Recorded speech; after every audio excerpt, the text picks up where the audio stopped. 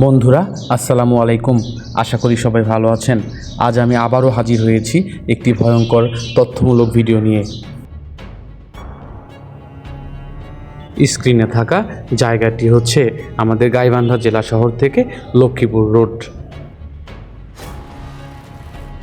কদমতলা হতে ৭৫ নং রেলগেট পর্যন্ত বিলের ভিতরে এই রাস্তাটি আমাদের সকলেরই চেনা। সকলের চেনা এবং প্রিয় একটি রাস্তা হলেও এই রাস্তাটিকে ঘিরে অনেকেরই অনেক তথ্য অজানা। চলুন আজ আমরা আপনাদেরকে শেয়ার করব এই রাস্তাটিকে ঘিরে ভয়ঙ্কর কিছু তথ্য।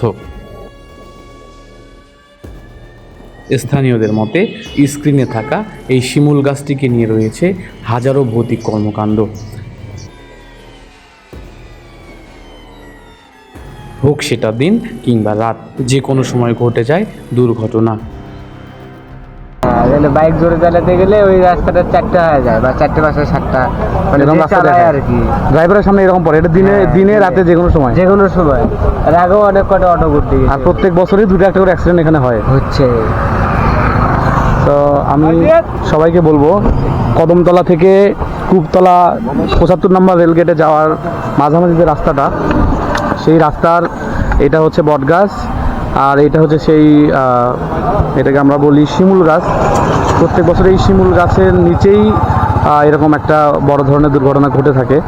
তো স্থানীয়দের মুখ থেকে শুনলাম যে এই গাছের এখানে বাইক চালাতে গেলে, এটা দিনের বেলা বা রাত্রের বেলা যে কোনো সময় বাইক চালাতে গেলে আসলে এই রাস্তাটা 3টা থেকে 4টা রাস্তা হয়ে যায়। তো লোকজন আসলে দিশা পায় না যে আসলে মূলত কোন রাস্তাটা দিয়ে যাবে। তো এটা আসলে ডিসাইড করতে করতে তারা দেখা যায় যে অ্যাক্সিডেন্ট করে, আর এখান থেকে অ্যাক্সিডেন্ট করে নাকি কেউ এখন পর্যন্ত বেঁচে ফিরতে পারেনি আর কি। সো এটা নিয়ে আজকে একটু বিস্তারিত আলোচনা করব, সবাই ভিডিওটি শেষ পর্যন্ত দেখবেন। আমাদের পাওয়া তথ্য অনুযায়ী প্রত্যেক বছর 4 থেকে 5 জন লোক এই রাস্তাটিতে অ্যাক্সিডেন্ট করে মারা যায়। দিনের বেলা অনেকটা ব্যস্ততম রাস্তা হলেও সন্ধ্যার পর এটি হয়ে ওঠে জনমানব শূন্য।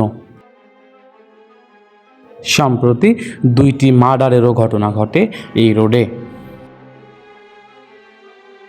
বন্ধুরা, ভৌতিক কর্মকাণ্ড আমরা বিশ্বাস করি বা না করি, তবে আমাদের নিজেদেরকে সুরক্ষিত রাখার দায়িত্ব আমাদের নিজেদেরই নিতে হবে।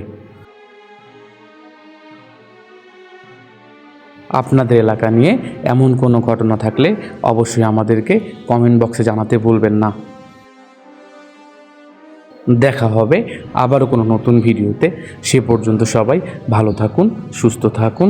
আল্লাহ হাফেজ।